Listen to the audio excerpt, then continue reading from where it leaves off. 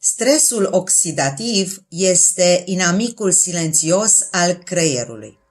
Ce înseamnă stres oxidativ? Înseamnă oxidare, oxidare de stres, adică ruginirea prematură a creierului.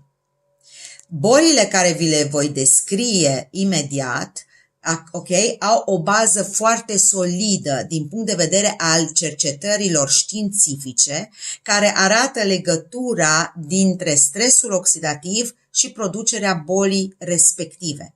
Adică studiile clinice sunt foarte bine puse la punct în ceea ce privește următoarele 15 boli.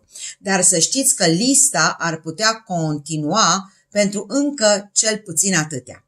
Deci, care sunt bolile? Boala de Alzheimer, Parkinson, scleroză în plăci, scleroză laterală amiotrofică, boala de Huntington, Coreea de Huntington, accidentul vascular cerebral, migrena, epilepsia, leziunile măduvei spinării, neuropatie periferică diabetică, glaucomul, care nu este doar o boală legată numai de ochi, depresia, schizofrenia, autismul și de asemenea traumatismele craniene.